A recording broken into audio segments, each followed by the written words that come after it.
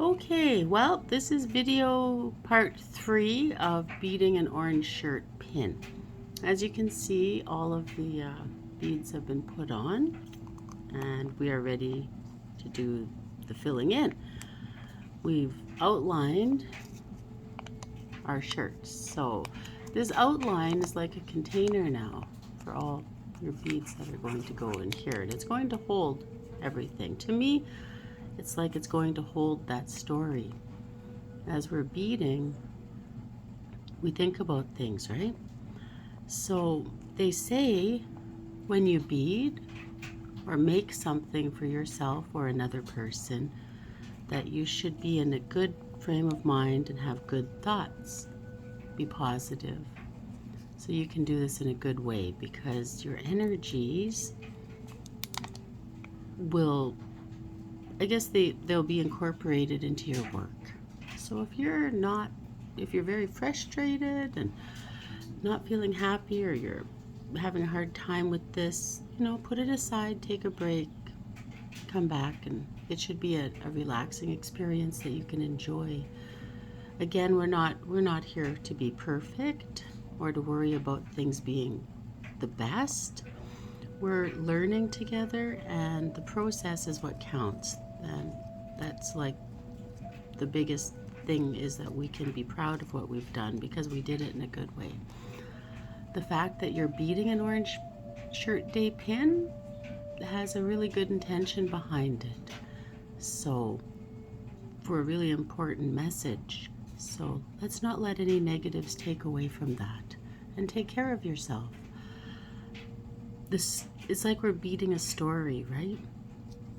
Our own thoughts become part of that story, and this outline is the container now. So for me, I think every bead a prayer. It's a very mindful experience that you can focus on. And we have a lot of things in our life to consider and pray about, if you believe that way, or to think about, if you don't like the word prayer. And they're all in here, and you have many pieces to put in. So with that, I just wanted to share that little piece of whatever you want to call it, that information. I guess that's just my philosophy, maybe, but a lot of people who bead have that philosophy, and it applies to sewing as well, that when you're making something, especially if it's for somebody else, then we need to be mindful of the energy we put into it. So I've got some white beads up here on the end of the shirt sleeve, and I'm going to put some on the other side, and I'm also going to put some down on the bottom as kind of an outline. You don't have to, it's just something I like to do to kind of define the little shirt. And I like to put the white beads first, so that I don't forget about it later, because you could be going really good with your orange beads and forget, and then that becomes a really big process to fix, if you want to fix it. So this is just like anything else. You pick up your beads, you put them on. This is easier though now, because you're not creating a line, it's already there. So I'm going to pick up some beads, and if you feel confident enough, you could pick up more than 5 beads. It's totally up to you. We each have our own comfort level, right? So we just simply pick them up.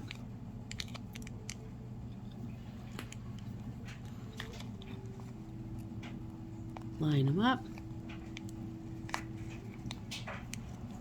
Push them in place.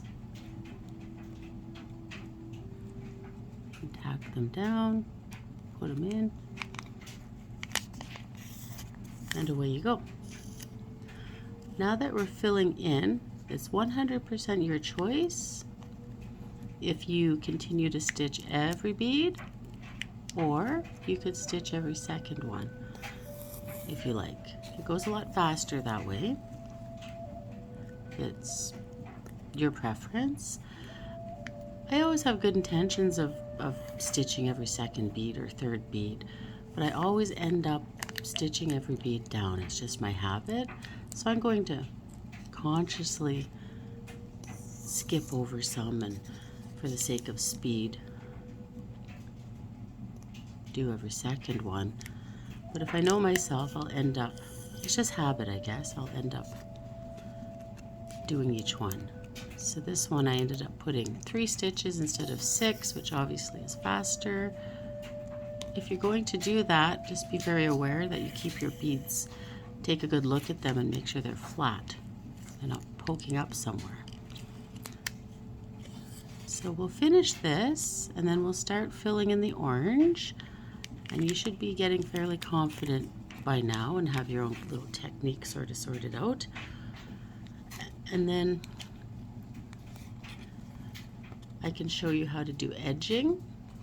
This white stuff here is what you call edging, but we don't do that. What we do is we fill in all the orange. This one I decided to do circles all inside. We need to put the backing on. As you can see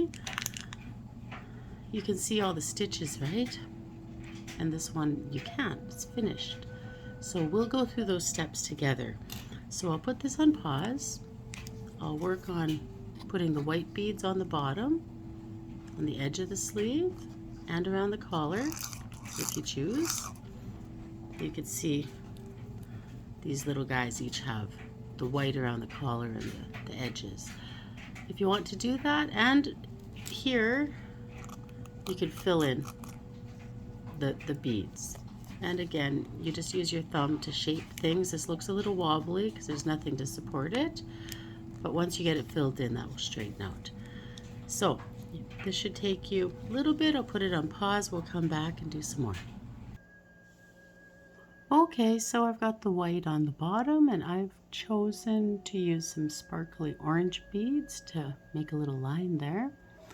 And as you can see, I'm going along, almost finished.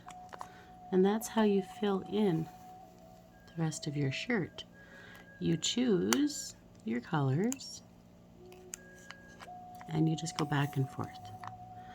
This way is easier because the lines will definitely stay straight. If you were to go up, you've got this little curve to worry about, and that will make your beads have a hard time when they have to meet in the center. So it's your choice how you do it, but I'm just saying that this way, back and forth, is easier. So I got this on, and I'm going to keep working my way up. So I hope that you're enjoying your beading so far, and good for you for continuing with this project. And I'll put it on pause and come back when it's time to do the next steps. So happy beading.